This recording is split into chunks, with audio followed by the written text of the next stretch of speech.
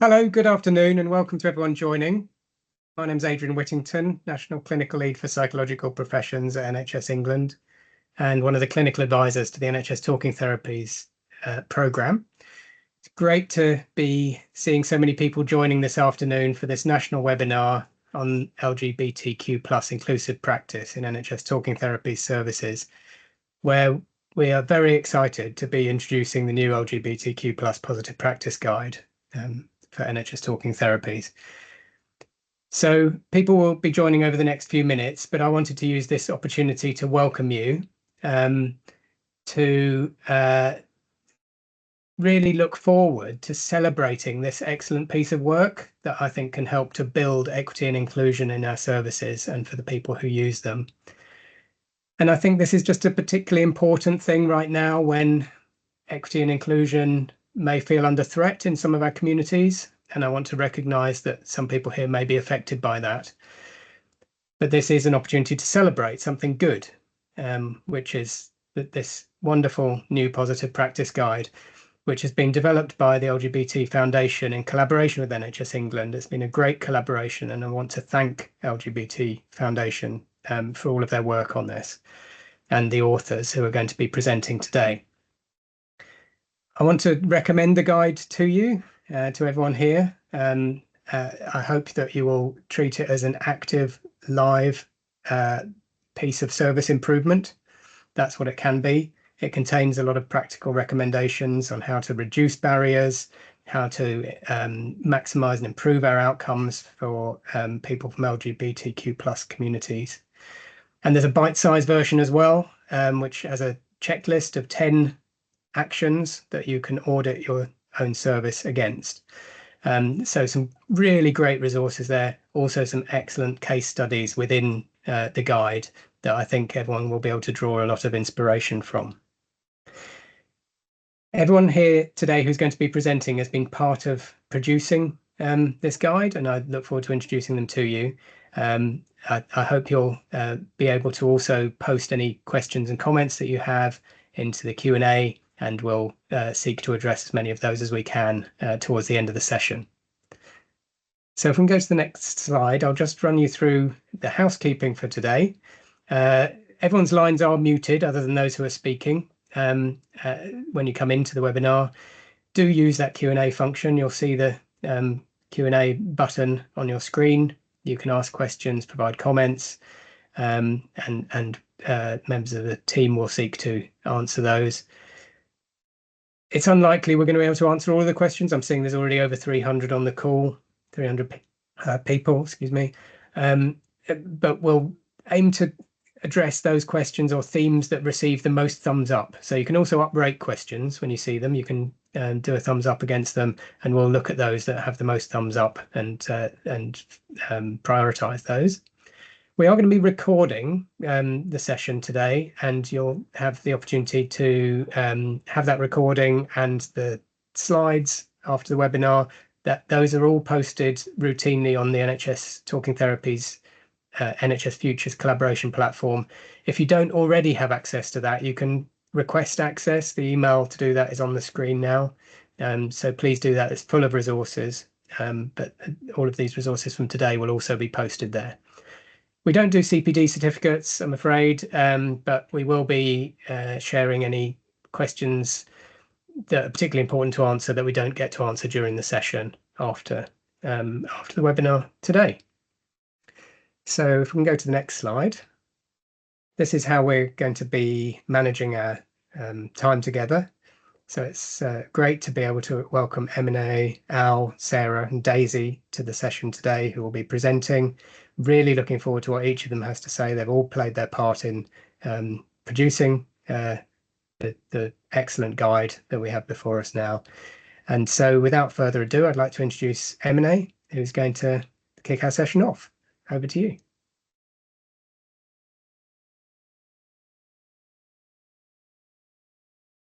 Brilliant.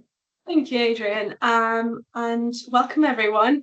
It's so nice to be seeing so many of you joining in today, and thank you for taking the time to do that. So I'm Emine Akkunt, using she, her pronouns. and I managed a Talking Therapies program within LGBT Foundation. So last year, I've had the privilege to work alongside some amazing colleagues, some of which you'll meet and hear from today, and project manage the LGBTQ plus positive practice guide. As an organisation, we are committed to championing the unique voices and experiences of LGBTQ plus people, and this is exactly what we wanted to do with this guide. We wanted to provide insight into the community's experiences, impact of it on their mental well-being, and what we as mental health practitioners can do to support them. Next slide, please. So how did we get here? This project started in 2023, and the aim was to incorporate as many experts in this field as possible, whether they were practitioners delivering services to LGBTQ plus people or LGBTQ plus people who experienced NHS Talking Therapies services before. So we put out a national survey asking people what they wanted to see in the guide, and we received over 200 responses, which gave us the information and background needed to start the project and start the guide. Additionally, we run focus groups at the consultation, draft, and completion stages. And this was to sort of make sure that the content aligned with the needs of the practitioners as well as the service users. We also reached out to different services to provide us some case studies of best practices to include in the guide. And so overall in total, we had over 250 experts involved in the making. And, you know, we take huge pride in the fact that their feedback helped us in shaping the product. And we're so happy that so many people were happy to share their experiences with us. So after months and months of hard work, as you can imagine, here we are. And our authors will walk you through different content of the guide and sort of how to use it. And while these conversations and discussions are happening today, I would like you to think about how this guide relates to you, to your services, and to your clients as well. Next slide, please. So in terms of where we go after today, I would like you all to take some time to reflect and review your services and existing practices. You know, what aspects of this guide can be used to improve inclusivity for your service and for your LGBTQ plus people accessing those services. You can potentially identify the training needs within your teams, yourself, and the wider services. You could be using the supervision sessions to provide a safe space to your supervisees, having open discussions about any biases that there may be, and how to best support them in supporting their clients really. And as I mentioned earlier, we included many case studies in this guide to share the best practices. Use your own team meetings as well, or different forums to share your experiences. It's really important to identify what worked for your clients and, you know, what worked for you as a practitioner, and how to create culturally competent services. And lastly, reaching out for support. And, you know, if you are thinking of a question, it is very likely someone else is also thinking about the same. So it's not like this guide is out now and, you know, all the questions are answered and our job is done. This is a learning process and we're embarking on it all together. And LGBT Foundation is here to support you along the way. And we will be giving out contact details at the end of it, but please do not hesitate to get in touch. And if you want any further support with this, we are here to help out. So thank you so much for listening. And I don't want to take more time off from our authors, so I'll hand over to them.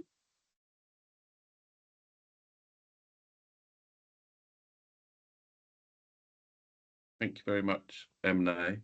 And as I just started speaking, we've hit 400 people joining us, so that's absolutely wonderful to see. To just very briefly a bit about me, my background is in low and high intensity CBT, but I'm currently a professor and associate pro-vice chancellor of diversity inclusion at Reading, and it's been my privilege to be co-author with Sarah. I've loved every moment of it. Over the last year or two now. So I'm going to kick us off in terms of the guide itself and really the context and why we're all here today. So if I could have the next slide, please. Thank you. So there's many reasons why this is an important area, and I'm sure colleagues on the call are aware of that. But for me, there's a few key points that really jump out. And when we're looking at the need for accessing mental health services for individuals within the LGBTQ plus community. We're looking at about 1 in 4 individuals, but there's numerous barriers to access, which we already know from the research literature, part of this project with the focus groups, and where Sarah will be guiding you through some of the recommendations in that space as well. Almost a third of individuals that had access services said that it was quite difficult to do so as part of the national survey, which 108,000 people took part on. So we're looking at tens of thousands of people there. And this is primarily because of long waiting lists.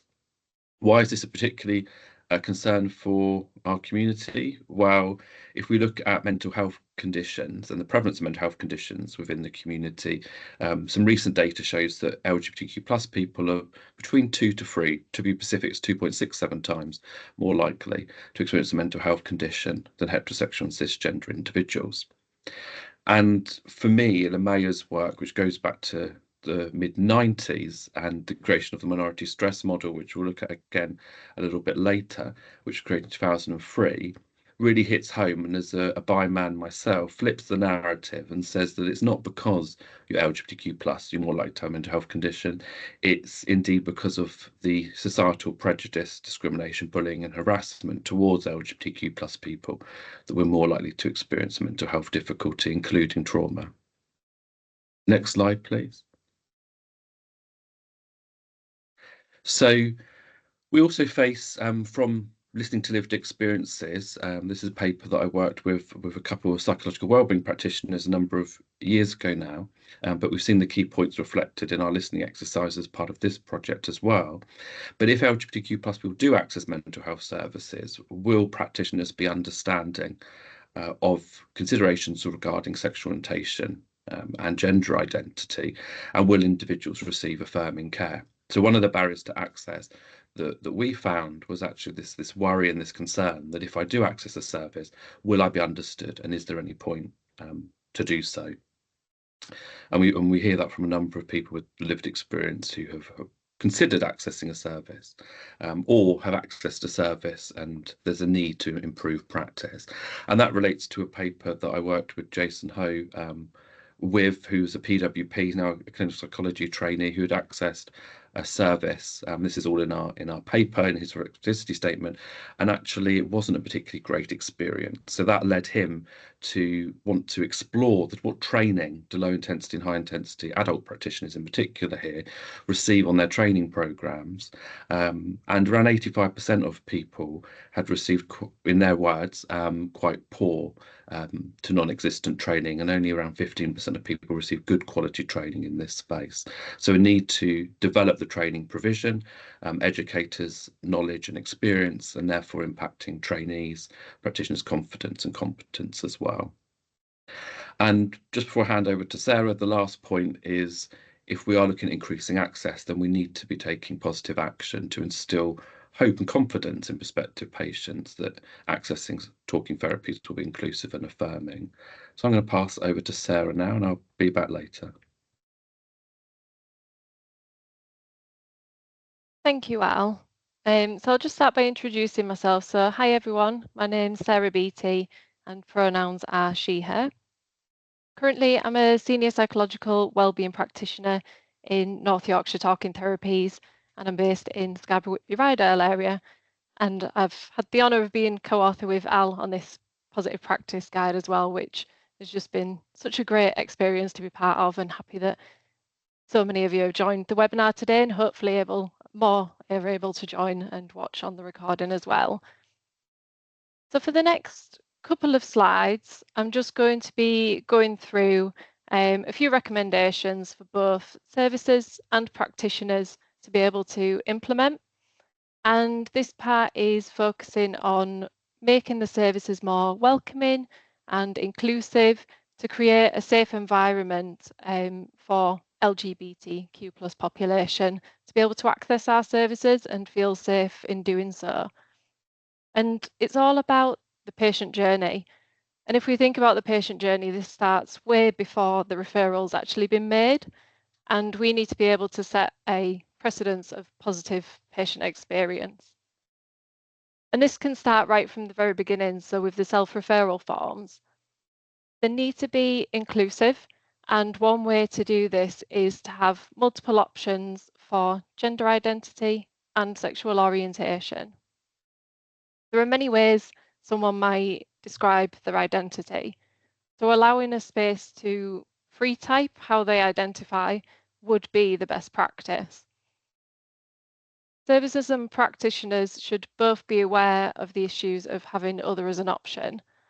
And that's because it can lead to othering, whereby it treats someone as though they are different and aren't part of a group in some way.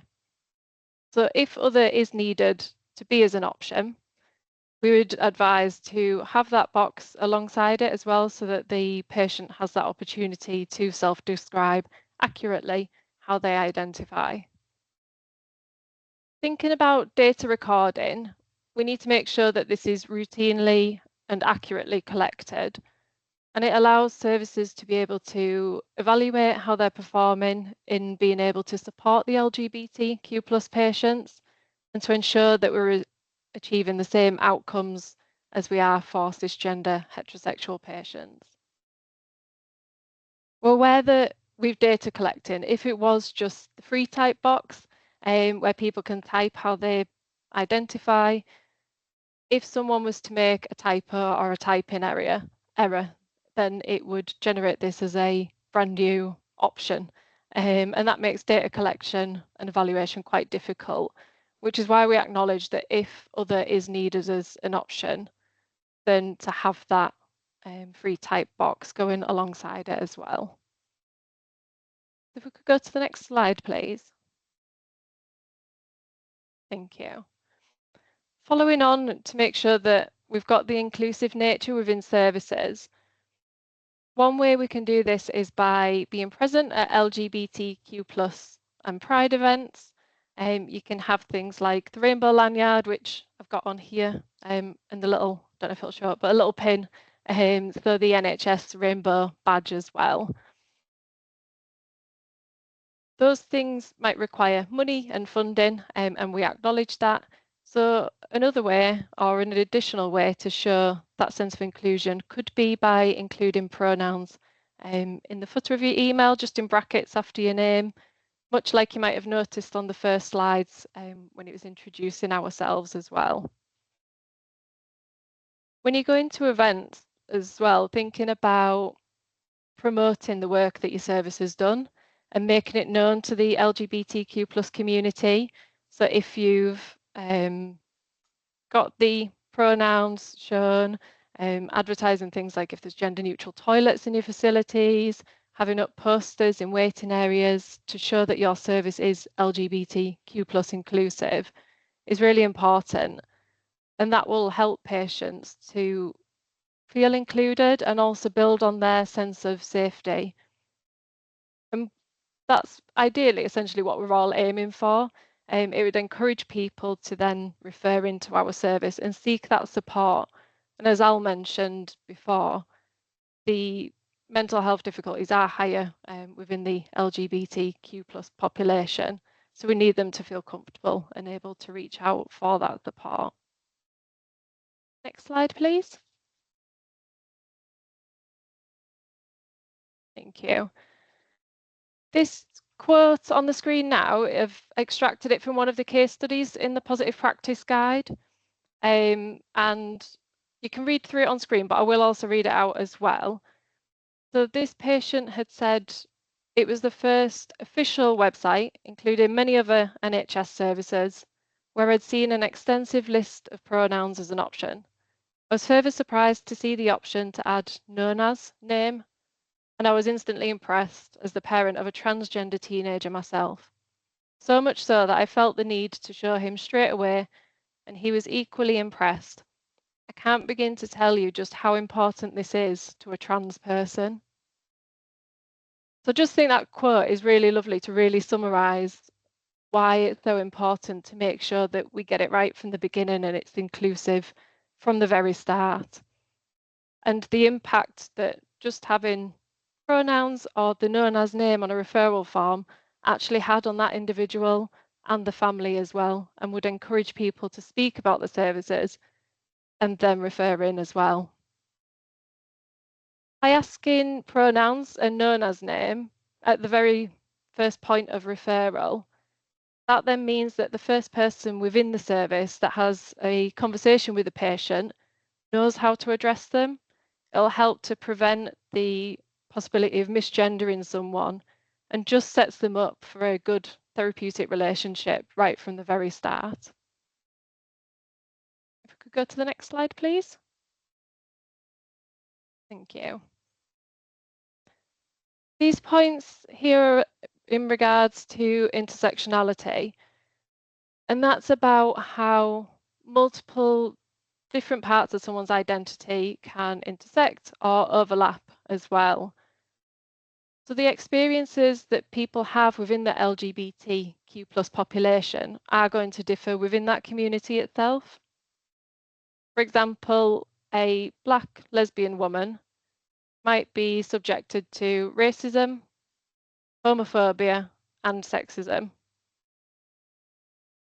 Thinking about age as a factor, that's really important to consider as well, because there will be people that are gay and grew up in a time when it was illegal for two men to have consensual sex in private. And that was up until 1967.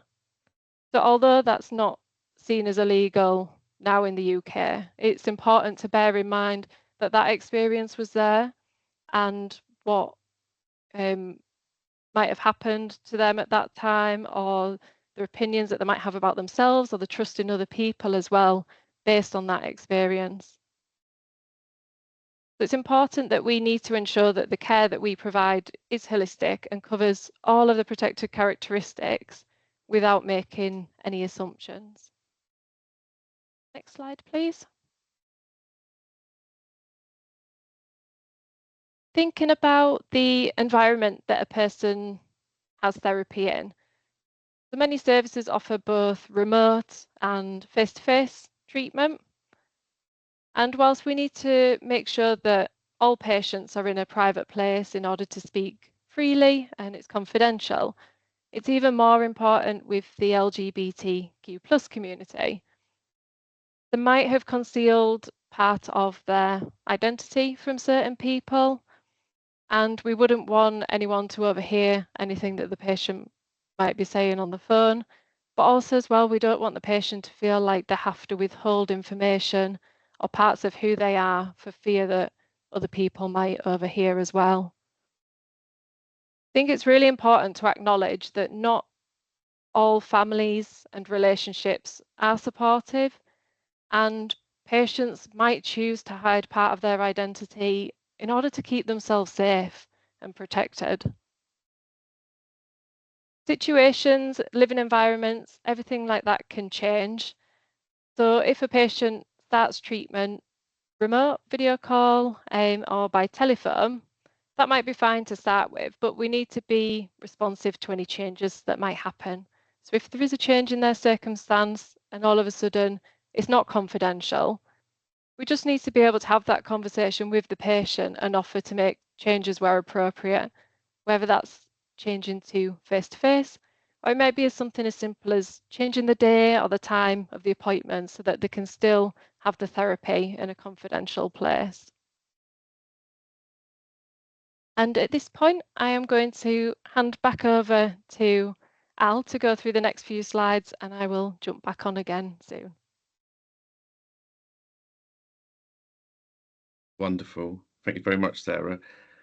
So now we've covered access, we're going to look at adaptations. And I think it's important just to reflect on, often when I'm working in this space, people will jump to the adaptations, but as Sarah said, we really need to meaningfully consider around access first off, and the patient journey very much starts from that point onwards.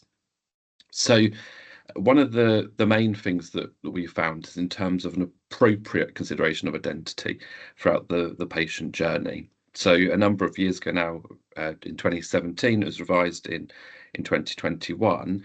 I created the appropriate awareness framework for all protected characteristics, but originally for sexual orientation, where my specialism is. And in essence, this framework encourages us to, and you'll see in the guide, to think about appropriate data collection and how we're aware of individuals' protected characteristics. That's the very bare minimum. But then what information is the patient sharing about their protected characteristics, and what further information do you need to make informed decisions, and then to engage in collaborative decisions with the patient, both around the work that you're doing together, but also potentially around signposting options in addition to that as well. And in a moment, we'll have a look at an example formulation where I can go into a little bit more detail about that too. And the appropriate awareness framework also supports practitioners to avoid assumptions. I very much, as I present my own identity, I think, as a bi man, I'm just one bi man. Another bi man is absolutely different with different experiences, and the community is certainly not homogenous. So we do need to explore, although there's principles for inclusion in this space, we also need to explore with a patient their individual journey in regards to identity, as much as is relevant and as much as the patient is bringing that into this space. And that's also important because we see data such as the Foy et al. 2019 paper, where I believe from memory it was 58% of individuals weren't even asked about their sexual orientation, and as a result of that, 28% of individuals felt they couldn't bring that part of their identity into the therapeutic space, even though it was important for them to do so. So there's much more in the guide in terms of how we appropriately approach data collection in this space and why it's so important. Next slide, please. So you'll remember a little bit earlier on in the context slides, I was talking about Mayer's minority stress model. And I find this model really, really useful in terms of considering, and you'll see in the formulation in a moment, considering the current significant life events and daily hassles someone's experiencing, which in regard to the formulation case study, someone called Josh who's experiencing quite a lot of anxiety around difficulties at work, but also shows us where we can appropriately consider identity, both of which may be impacting on someone's current mental health experiences. And while I've been a big fan of embedding the minority stress model in formulation, I've been really inspired by the work by Dave Hambrook and Kate Rhymes, where they've taken this a step forward, and they've thought around psychoeducation in group settings, where there's the, as you would imagine, the CBT material, but there's also material about minority stress and the role of minority stress impacting on someone's mental health. And in that paper, and it's signposted a paper in the year before, Lloyd et al. 2021, there's some really lovely quotes from experts by experience that have said how they've been supported to unpack their mental health experiences, both through a CBT framework, but also for understanding the impact of homophobia, for example, on themselves, and as Sarah said, how they view themselves, and then the impact on their well-being. And I feel that if we're from what we know, if we're embedding considerations around minority stress in our information gathering, in our formulation, in our psychoeducation, then it will really inform the treatment process and conversations there as and when relevant too. Next slide, please. So you'll see this is a formulation here, and the reference earlier, the Kellen-Neville 2021 reference was, excuse me, was where we created 9 patient case studies considering all 9 protected characteristics and applying the appropriate awareness framework to those. And one of those, that was published by the British Psychological Society back in 2021. And one of those is one that I wrote, which is about Josh. We don't have time to go into too much detail about Josh, but as I said, there's the work-based difficulties that are causing quite a lot of anxiety. He's feeling overwhelmed at work. He's recently graduated from university, so it's his first full-time role. But in addition to that, at university, he's there for 4 years, and he met his current boyfriend there, and they've been together that whole time. But Josh currently isn't out to his parents, and his partner's name is Matt, and Matt is causing putting on quite a lot of pressure on Josh to come out to his parents. And really, in the vignette, we need to take that step back and think about, is this something that Josh wants to do? There's also, as I said, there's a lot of pressure from Matt, and in the vignette it says about Matt potentially becoming angry if Josh doesn't come out to his parents. So there's wider considerations there potentially around risk from others as well. So bearing in mind that very brief overview, let's work through it together. So you'll see in the green circles on the top part of the formulation, these are looking at circumstances in the environment. And now in the minority stress model, we would only be looking at circumstances in the environment related to identity. But as holistic practitioners, we know that wouldn't be appropriate to only focus on that. So here in circumstances in the environment, I would very much focus on the anxiety caused by work, and there's avoidance being to the line manager about the work-based difficulties. But there's also the current pressures in the home environment about coming out to his parents too. That therefore is going to impact on Josh's ability to cope with daily hassles. As we know from the literature, the cumulative stress there can be as great or even greater than stressful life events.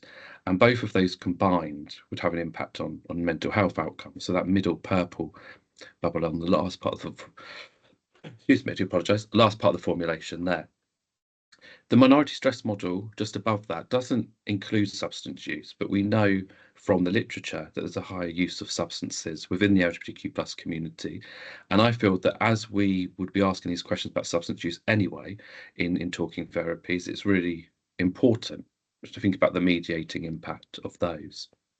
I'm just going to jump to the last purple bubble at the bottom. And another thing that we'd be doing anyway is exploring social support.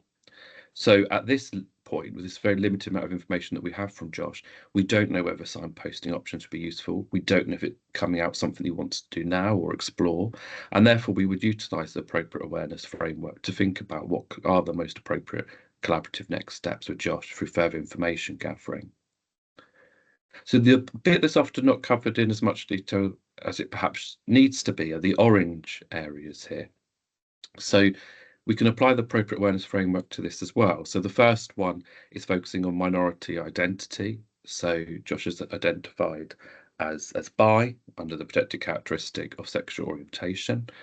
But that in itself is just quite foundational information. So we do need to find out more, particularly around this pressure from the partner, about are there any barriers? Does Josh want to come out to his parents? Are there any barriers to coming out? Has there been longer term concealment of identity? As Sarah said, there could be numerous reasons why someone might not be able to be their authentic self, even in their own home environment. There could be long-standing, as we see at the bottom there, bullying and biphobic comments, which potentially could have led to internalised biphobia.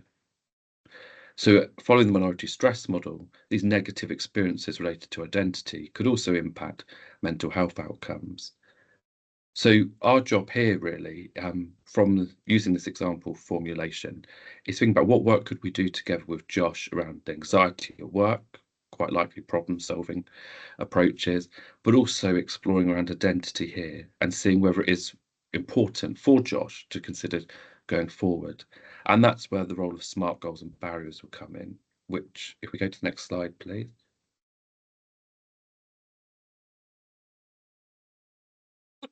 Sorry, I'm still getting over a cold, and if I talk quite a lot, you can tell it comes back. So looking at barriers to progress, and particularly in low intensity working, but in all of our clinical work, we would explore barriers, wouldn't we, in terms of potential barriers to progressing with the clinical work. But I think when we're looking at holistic care, particularly based on that formulation, Josh may have said that signposting options would be really useful for him. And those can take numerous forms. It might be reading more information on Mind's resource directory, for example, or contacting the LGBT+ switchboard to speak to people with lived experiences to find out more. And here it's really important in our view, to also explore the barriers to accessing signposting options. So sometimes from my observations, people are recommended signposting options, but then there isn't the appropriate follow-up with patients. Has that been useful? Have you been able to access it? Is there anything else we need to consider, etc.?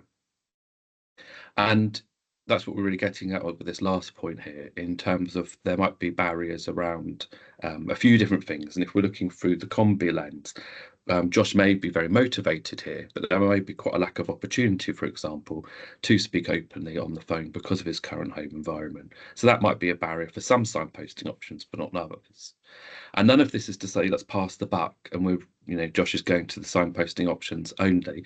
We've clearly identified here that there's something that we can work on very directly in terms of problem solving and anxiety experienced at work, but also holistically, it's appropriate for us to consider Josh's identity, seeing how much he's bringing into the space. Next slide, please. It's the last one from me, and Emma touched on this earlier in her slides.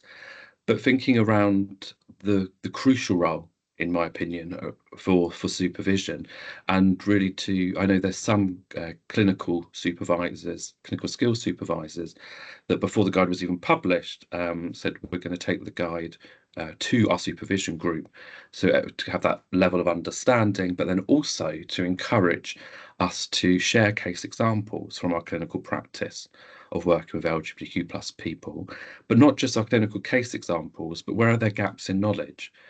So, for example, sometimes when I'm in the trainer space, it might be around gender identity and the transitioning process in England, for example.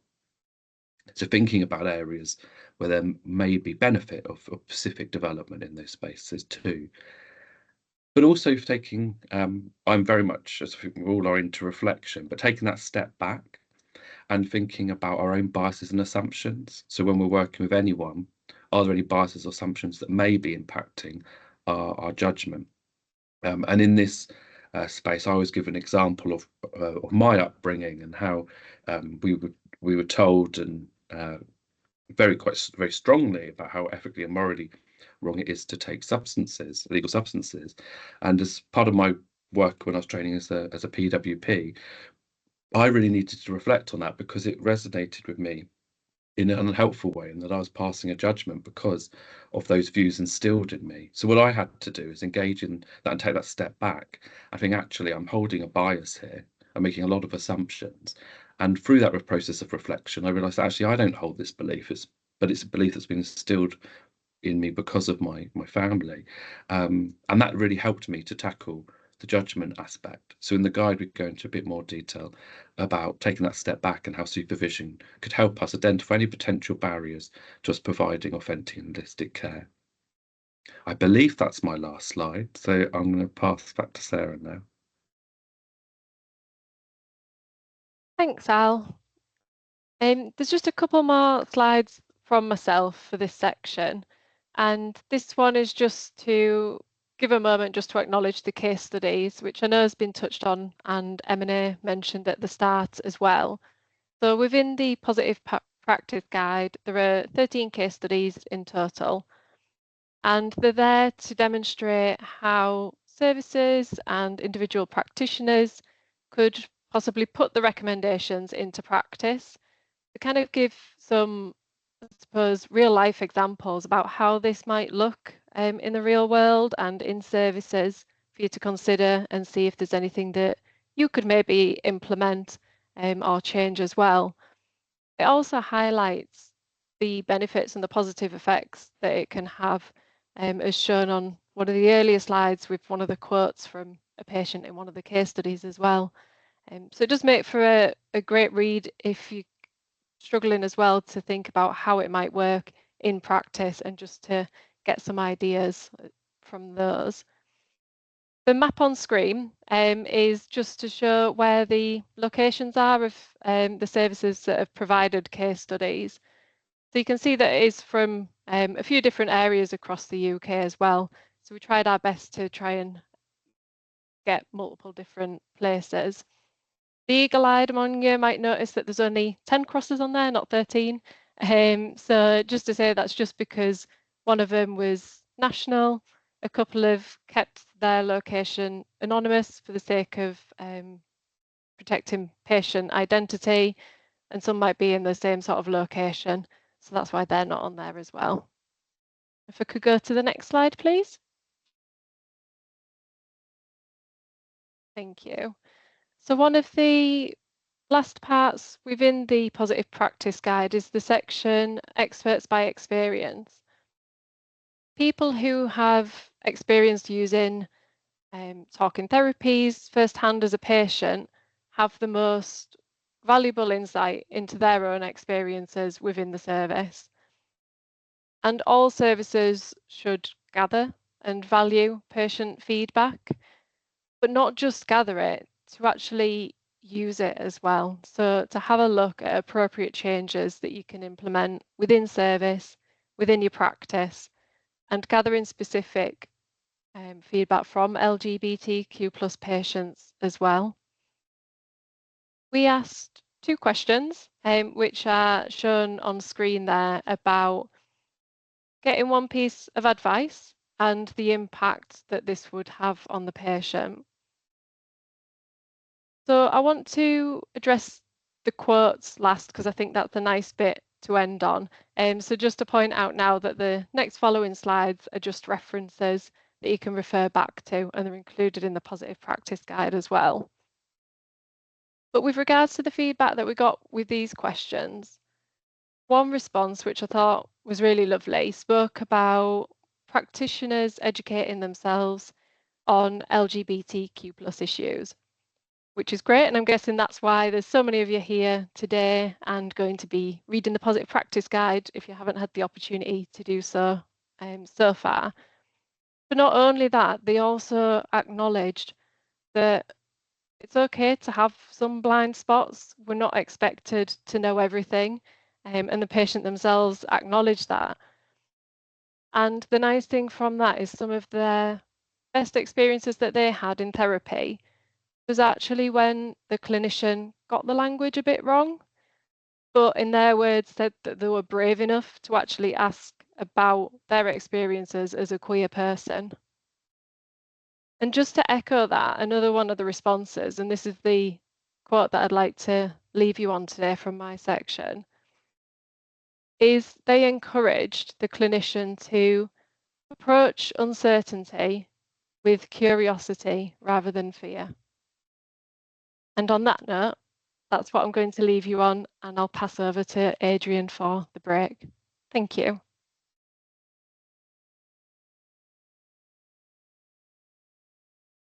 Brilliant. Well, thank you so much, Sarah, Al, and M&A. That's a fantastic overview of the guide and how it came about and what's in it and how it can help. So really appreciate that. Don't go anywhere, but we are going to take a 5-minute break. But when we come back, we'll be hearing from Daisy about the LGBTQ plus Champions Network.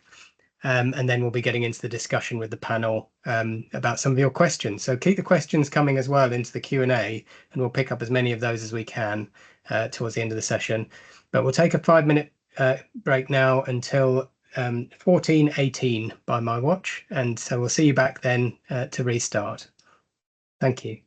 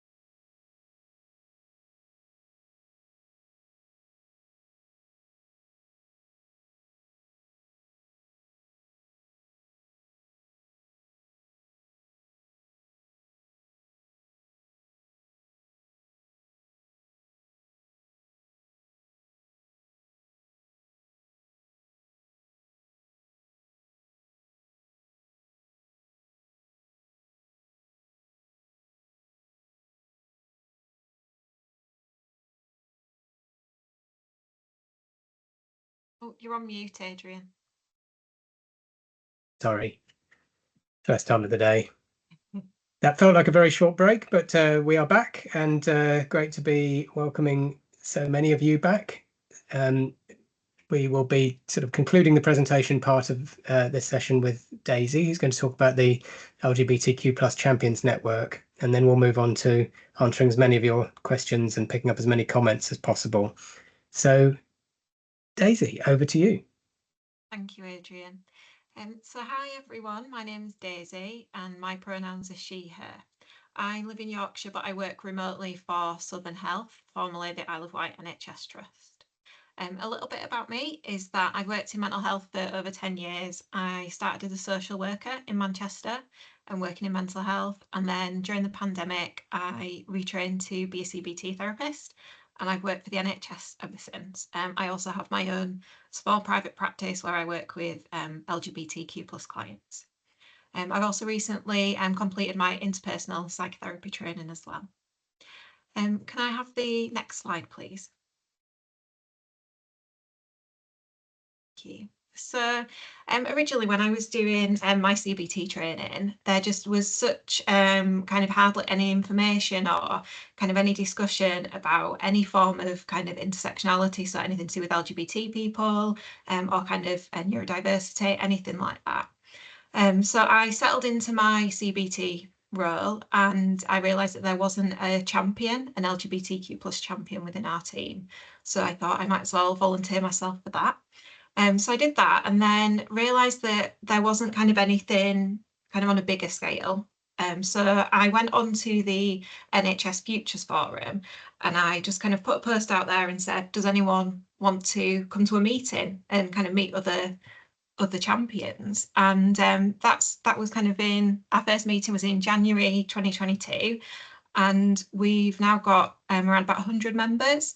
So I think that it's the first of its kind within NHS Talking Therapies, and it's a fantastic place to kind of get people from different areas of talking therapies together. So we have pride therapists, PWPs, outreach workers, employment advisors. And everyone kind of comes together and shares loads of different ideas, and it's a great place for kind of improving outcomes and accessibility for people who are from the LGBTQ+ community. In terms of kind of other things that the network has achieved, could I have the next slide, please? Thank you. So we're able, like I've said, to share resources and information, and that might be maybe research that we've read, or if someone's got a PhD project that they're working on, they come along and share their ideas. We also share information about staff training. I know that sometimes it can be really difficult when we're kind of talking about pronouns and data recording, and we're able to kind of embed those kind of changes within our teams in our localities. And we also do offer peer support as well, which I think is really crucial. I think a lot of us who identify as LGBTQ+, when we're champions and there's no one else kind of in the team, we can end up feeling quite isolated. And that's where the network is a fantastic opportunity for people to come together and share their experiences. Also, following the creation of the network, I also formed the BABCP's LGBTQ+ Special Interest Group. I was really surprised that there wasn't one already. I think it's because there's a lot of paperwork involved, but I put that application in and we've been going around about a year now. So that runs separately from the network, but that's also kind of got members who do attend both. So yeah, we meet every 8 weeks on Microsoft Teams with the network, and it's also been fantastic, especially when Al and Sarah were kind of creating this guide. It was really helpful kind of base for them to be able to meet clinicians who would also have kind of their input in it.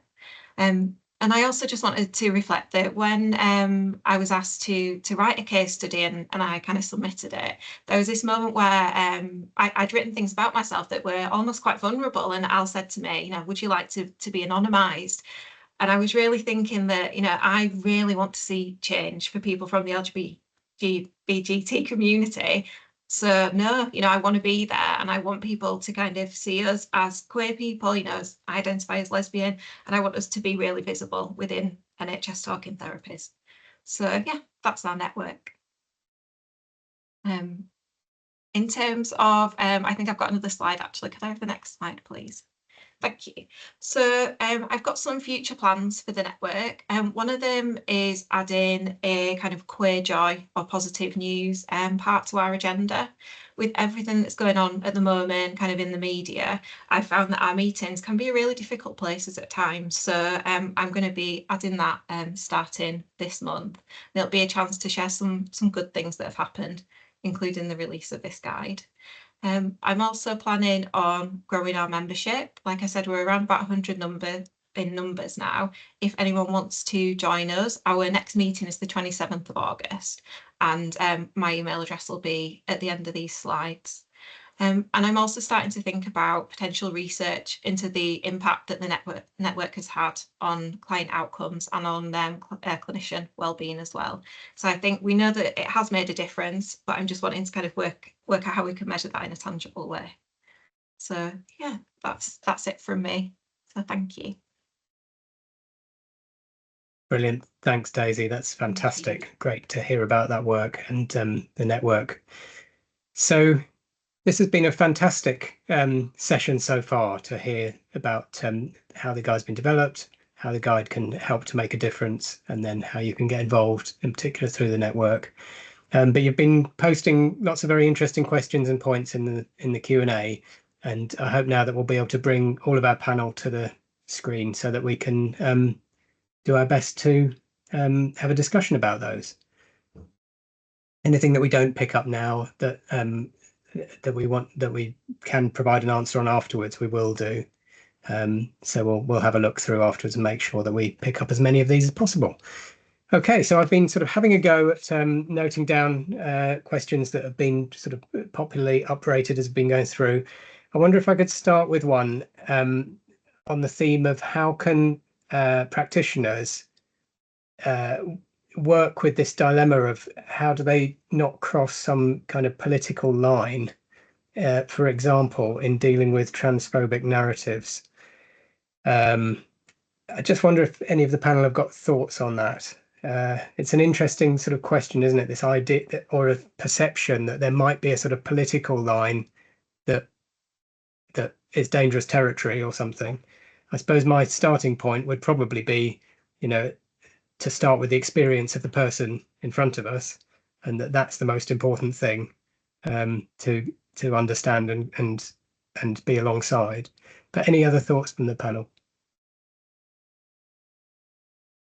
So I was reflecting on this question, and I think it's a really interesting one because when we sign up with whatever body we're registered with the BABCP, Social Work England, whatever that is, we are signing up for those rules in terms of treating the person, like you said there, Adrian, and working with the person. So regardless of kind of your views about however they present, we're treating that human in front of us, and that is really important that we don't forget that.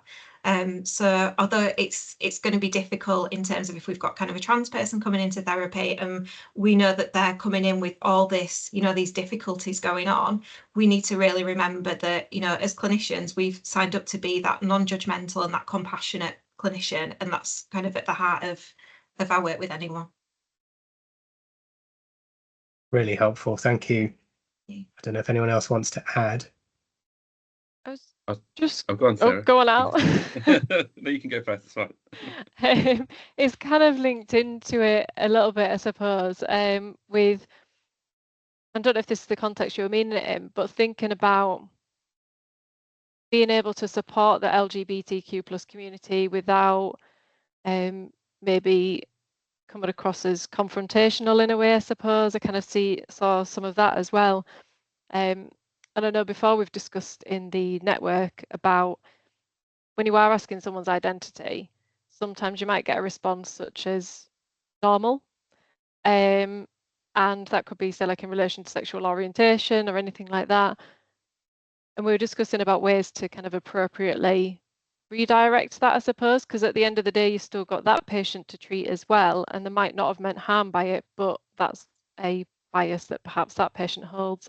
And we were discussing something as simple as asking, what does normal mean for you? So then you're not just taking normal as the response, you're actually getting them to think about that, what that might look like. So I know that's more in relation to sexual orientation rather than transgender, but it's kind of on the same theme as well. Thank you. Yeah, I was going to say that I agree with everything that's been said so far, and excuse me, and something that really sticks in my mind from speaking to some experts by experience is where the going into the therapeutic space, it's saying that there's not the expectation that all of this bigger picture can be solved in that space in terms of the political climate, etc. However, it's that genuine, they feel that it's a genuine and authentic response, and someone's listening to how that's had an impact on them. And the most demoralizing bit is where someone doesn't feel listened to about the impact on them, because if we're looking through the lens of holistic care, that is really central and important, rather than just looking at the bigger picture. And that really has stuck with me. So I just wanted to share that. Fantastic. Thank you very much. Shall I move on to the next question? I hope that this may have been answered to a large extent through the presentations, but this question was, how can we use the Positive Practice Guide to improve confidence and competence in our NHS Talking Therapies workforce?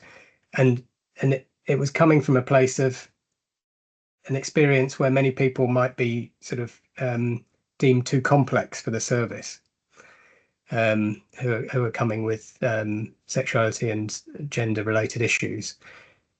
So I think the guide is there to help improve competence and confidence, but any thoughts on how we've heard about the network? Are there other ways? What should people do with it to help improve competence and competence?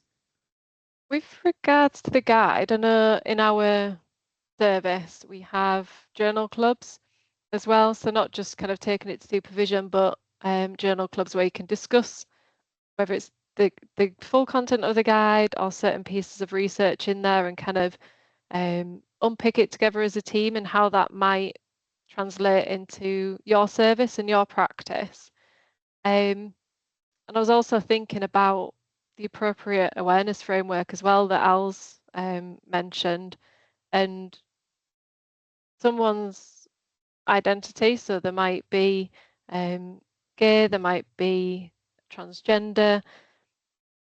That doesn't instantly make them complex. And I hate the phrase even saying they're too complex. If you're going to phrase something, it would be about a service not being right for that patient at that time. But just because they have that characteristics doesn't instantly rule them out, and using the appropriate awareness framework and unpicking what the mental health needs are, what the social sort of factors are, and actually, is there any support that they need with their gender identity or sexual orientation, or is that just part of who they are and the main focus is on the mental health?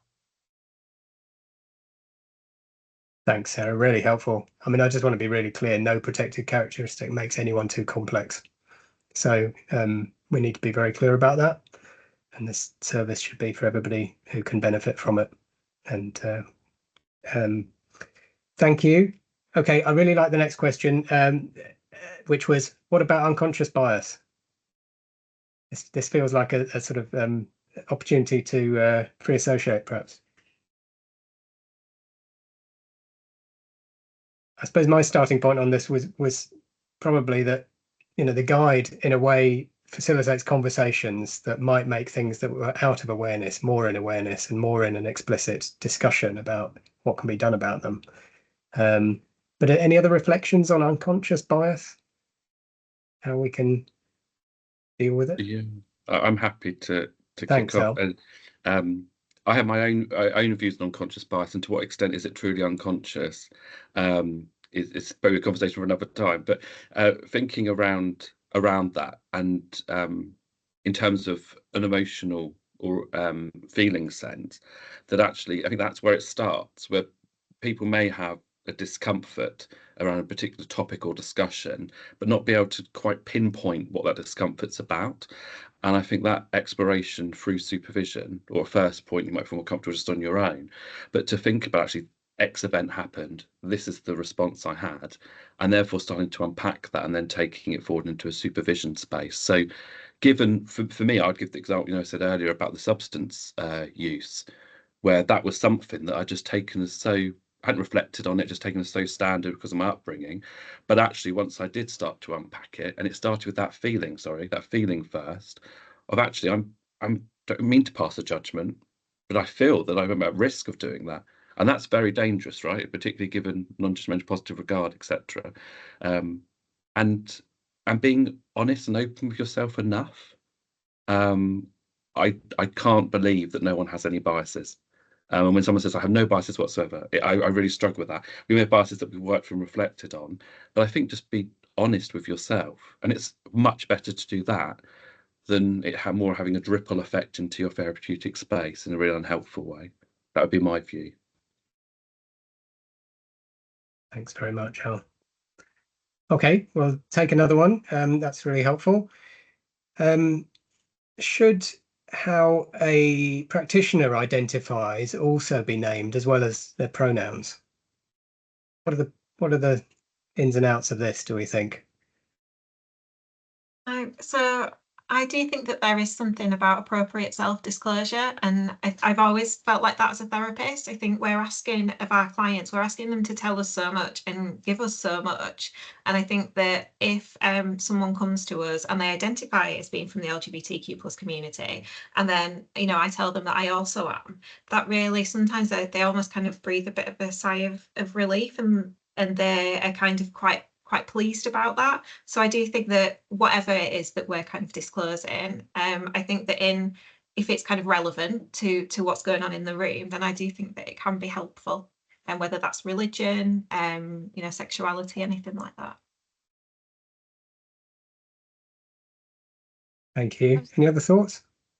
Okay, just to add something with that. So in the guide case study 8, mentions in there about how a practitioner had disclosed part of their identity as well to the patient, and just had that open conversation about if there was any sort of similarities or differences, or if there was going to cause any conflict. And there wasn't in this case, but just having that conversation and sort of laying the cards on the table, how they felt comfortable in doing so, is also included in there.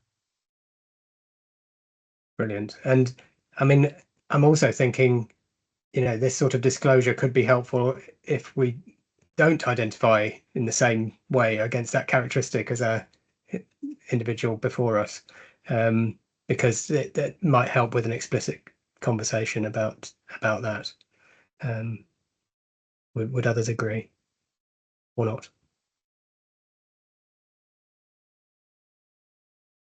Yeah, I'd agree. And I think that, going from memory, I think that was the case with this particular case study as well. Right. And it goes back to just, as a therapist, as we all are, just being curious about that person's experience, acknowledging I might not have the same experience as you. This is my background. I'm curious about what that looks like for you, if you feel it's appropriate or you want to share anything, and just giving that space for that. Great. Thank you. So there's a related question about team identities. Should the sort of diversity makeup of a team also be made explicit? Could this be a way that a team might feel more welcoming or inclusive? And this could refer to multiple different sort of protected characteristics, I imagine. Yeah, I'm happy to kick off. For me, what I've seen is quite good practice is where particularly talking therapy services have 5 toes and a brief bio about colleagues in their teams at different levels of the service, or different areas of the service at least. And for me, I'm happy to discuss, I've been for talking therapies as a patient myself 3 times. And for me, that's always really encouraging to see that actually what's being considered, what's being centered, and what the makeup of the service is, and instilling hope and confidence. And sometimes there's a note saying I'm an LGBTQ plus ally, for example, and just seeing that and that presence can make a big difference. So I would say yes, that is a useful thing to do. Great, thank you. Really helpful. Okay, a tricky one now. How might we best deal with patients asking not to be seen by people with certain protected characteristics? it sounds like this, can be something that comes forward even sort of at early referral stage. Any thoughts on that? I can start off with that one. So we do see quite a lot of that in our services, and I think it's really important to think about that intersectionality there, because there may be multiple experiences from certain clients where they feel very uncomfortable seeing certain identities, and this is also quite common in other specific services, talking therapy services as well, where you see preference in terms of who they are seen by. So I think it's very important to hear out what the client wants, client, patient, however your service refers to your service users, but I think it's really important to take that and have the patient and client leading, and hearing what their preferences are, and usually that preference comes with a reason behind it. So even if they're not sharing that reason behind it, it's still a very valid request to take on board. And I do appreciate that, sometimes we don't have that level of flexibility within our services. But one of the aims of the guide is to sort of create that environment where people are welcomed from any diversity. So hopefully that will break those barriers from people accessing to the services as well, and they're feeling more comfortable to see diverse people. Great, thank you very much. Okay, if no one's got anything else on that, I think this one might be for you, Sarah. We'll start with you. How do I get a rainbow lanyard and badge? Yeah, so there was the Rainbow Pledge originally. We've had this discussion, I believe, in the Champion Network meeting not too long back, and it came about that, unfortunately, as far as I'm aware, the funding had been withdrawn from that scheme. I know that from our service point of view, we can still request through our purchasing system. So our service could still buy them. But as far as I'm aware, I think the funding had been pulled. I know you've unmuted, Daisy. Do you have anything more with that? There wasn't, unfortunately. It is really frustrating, isn't it? And I think that potentially in the future they might be rolling something else similar out, but I'm not sure what that is. But again, just to kind of echo what Sarah said there, it goes back to our kind of teams, and if kind of your admin can kind of put a purchase order in for rainbow lanyards, there's plenty of places that do sell them online. Yeah. There is also the option of, which free, I know everyone likes free, to be more digital. So I've got the Rainbow Pledge banner at the footer of my email signature, which when I email patients and other staff and things, that will be there as well. So you could have a chat within service if there's a possibility of something like that as well. Brilliant, thank you. So address it locally, and there's free ways of doing this as well. Yeah. Thank you very much. Okay, couple of questions now about sharing knowledge and learning. So there's one about how might we best share knowledge, especially into areas where there are perhaps a lower number of LGBTQ plus people, such as rural areas, or where there might be hostile heteronormative attitudes. I'm imagining these might be harder places to identify a champion, for example. Any thoughts on how we might reach into those areas and share the learning? Yeah, so if I'm okay to answer that one, obviously I work for the Isle of Wight, and there's a lot of really difficult opinions on the island. I think it was 2017 or 2018 when the first Pride Parade was going to be on. I'm not joking, there was holy water on the streets the morning of. Like, that is the kind of environment that we're dealing with on the island. So the first thing is being the champion. That's really important. And I would say if you can be the LGBTQ plus champion within your team, it's maybe asking if you can have a part of a team meeting and maybe doing some training there, maybe getting out to, so I've kind of connected with local community groups, those kinds of things, like someone said earlier, having that presence at a Pride event as well can be really, really helpful. So I know it is really frustrating, but things can be done, and I'm sure that change can happen on the island. So in those smaller areas and those rural areas, things can change. That's a really hopeful message, and of course they're amongst the most important places to make that change because of those attitudes. Yeah. So really important. So please, if you're interested in being a champion and there isn't one in your service already, it sounds like Daisy would be very pleased to hear from you. Okay, there's a related question about training. In addition to the positive practice guide, what training would the panel recommend that would support people's learning and confidence in this area of practice? I can come in as well, and then happy for the rest of you to chip in. So within the guide, I believe it's page 30, and this shows how many times I read it. There is a section on like what are the other guides and policies out there that could sort of aid you in your own development. But I think it's also very important to just dig around as well. Like we work quite a lot with pink therapy services, and they have quite a lot of training in LGBTQ plus awareness, and those could be accessed as CPD. And I know for a fact that this guide is now going to be my induction, part of my induction document to new starters within our Talking Therapies team. So I guess sharing that responsibility as well. It's not just down to the practitioner, but as a service as well. How do we use this guide going on? And maybe if we can, making it part of our mandatory training to make sure that we are starting that learning process from the get-go, and helping our practitioners to identify those CPD trainings available out there. Thanks very much, Emily. Anyone want to add anything? Yeah, I was just going to add that Mind Out, the LGBTQ plus mental health charity, they also do some fantastic CPD events that are quite reasonably priced.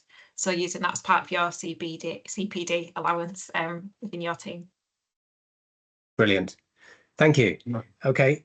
Sorry, Al, did you want to come in? Yeah, just very briefly, just in the guides on page 24, there's some guidance really on what are the key parts to consider and to include in training delivery. And I know there's a few people in a number of services that have started delivering in-house training. So if you were interested in that, there's a few recommendations on page 24 of the guide. Excellent. Thank you very much. Okay, next one I might kick off with you as well, Al, and I'm suspecting there's not a simple answer. What research do we have that tells us about the comparative outcomes of CBT versus other step 3 modalities for LGBTQ plus people? Or don't we? It's a very good question. Yeah. Specifically in regards to step 3 delivery, I'm not aware of considering direct comparisons, particularly within NHS England Talking Therapies. What we do know, and my suspicion is that it's likely to be more across modalities, is looking at Rhymes et al., I believe it is 2019, their paper found that there were poor recovery rates for bisexual women, bisexual men, and lesbians compared to gay men and heterosexual women, heterosexual men.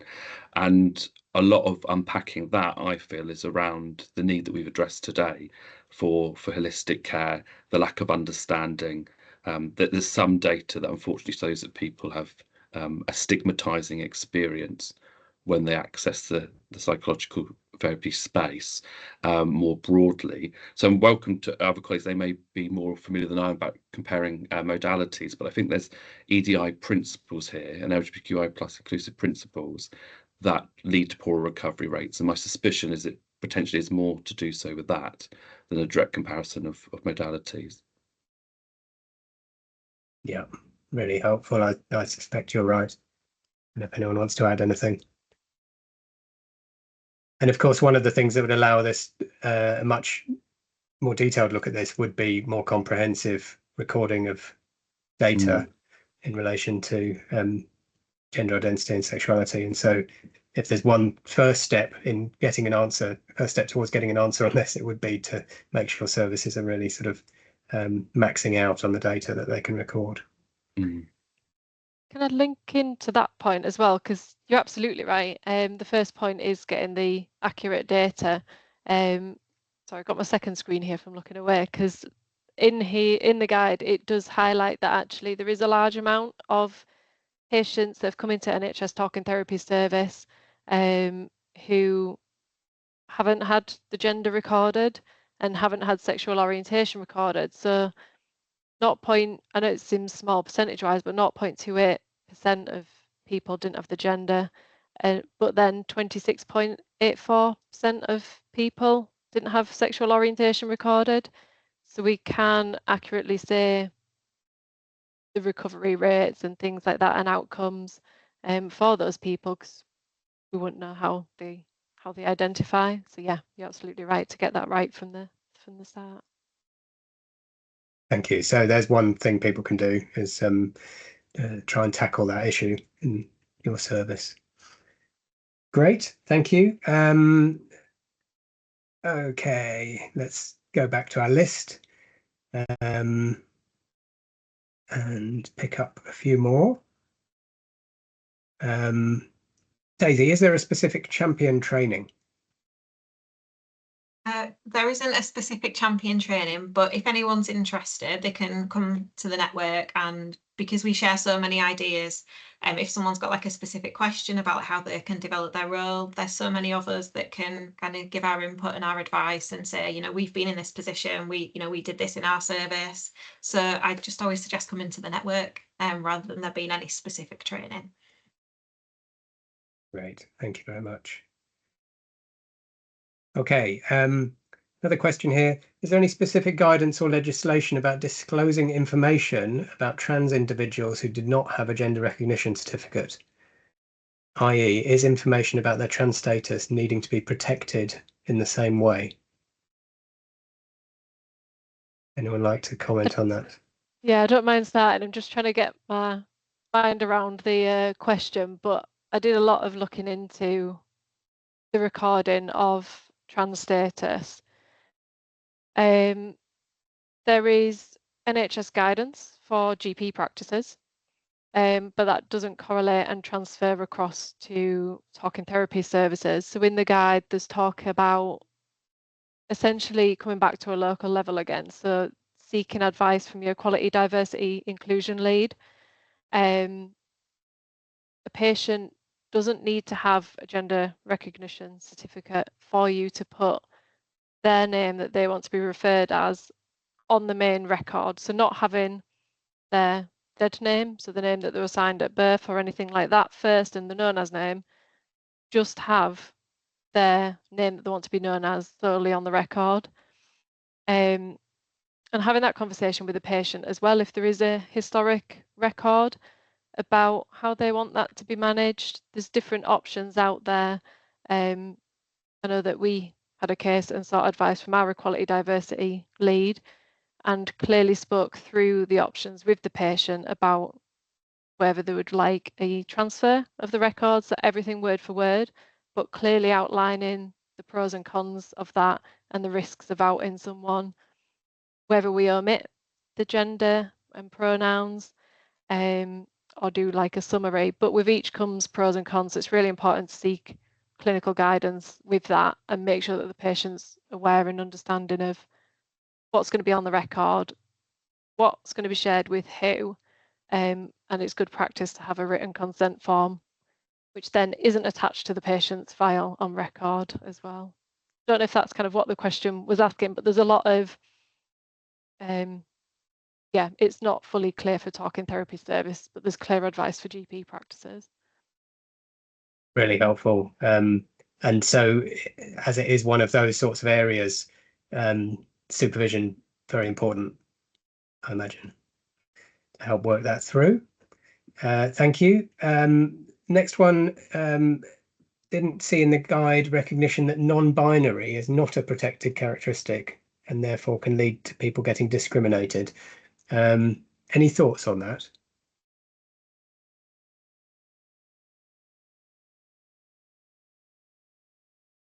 Yeah.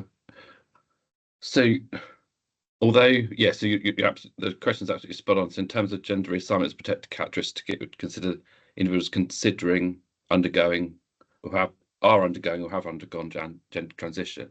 However, there is a growing body of evidence around case law in terms of the protections towards non-binary individuals, which that is often, depending on who the judge is, there's often parallels in terms of the rights and protections linking across from gender reassignment as a protected characteristic. But yes, it's not kind of explicitly within the Equality Act, but the case law is supporting the principles across. Really helpful, thank you. Okay, and probably time for one more. Somebody noting that today they've seen that NHSE has published its response to implement the CAS review and also launched its review of transgender services for adults. And they're asking what's the relationship between the guide and that work. And so I think it's probably important to say the guide was produced before CAS reported. The two things aren't linked. People have a range of opinions on CAS, and NHSE will be implementing CAS. And we really want this positive practice guide to remain exactly that, a guide to positive practice, rather than necessarily dealing with those issues to do with how gender identity services specifically are delivered. So I think the simple answer is they're really quite distinct. And that relates to also the timing of the production of the guide. Anyone want to add to that? Okay, well, it's 5:02. We're drawing to a close. I'm sorry we haven't had a chance to come to every single question, but I just want to give panel members any opportunity for anything that you'd like to say in conclusion. I'll just come to you in turn, M&A.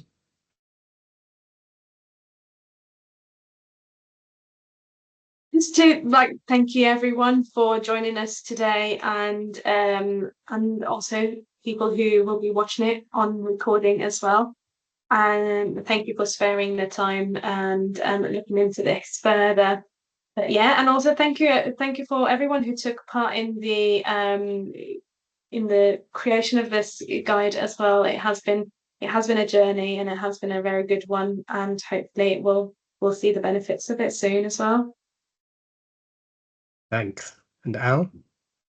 Yeah, just very similar to M&A. Thank you to everyone attending, and the questions show there's this genuine support for advancing LGBTQ plus inclusion, which is so nice to see. And as you can see on the screen, our email address is there, and it's a very genuine offer for people to get in touch if there's anything they want to explore in more detail. Thank you. Thank you very much. Sarah? Thank you. Yeah, just echoing the same. Thank you for everyone to coming along and attending, and for feedback that we've had on the guide so far. And I just hope, even if there's little nuggets that have resonated with you and that you could take away, hopefully it sparks some passion to make change, have a look at your service, your practice, and just start to think about how we can do better. Thank you very much. And Daisy? Thank you. So yeah, just thank you so much for everyone for attending today, and whoever is kind of watching afterwards. I know that we're all really busy in NHS Talking Therapies, so the fact you've taken the time to come here does genuinely mean a lot. And thank you to everyone that produced the guide as well. I know there's been so much hard work put into that, and thank you so much for involving me and the network. So yeah, thank you for everyone. Thank you. And I'd just like to add my thanks to all of the presenters today. You've done a fantastic job and really brought this to life and helped to answer some really important questions that people have had as well. So greatly appreciate everything you've done in advance of today and today in presenting it. And if I can just ask our audience, if you can just do one thing, please take the guide and have a conversation about it in your teams so that it can become a live thing that makes a difference. It's the onus is on all of us to make that happen. so that our services can be inclusive and can be for everybody. So thank you very much for your attendance today, and thank you to all the behind the scenes staff who've supported the webinar, and good luck with implementing the guide. Thank you very much.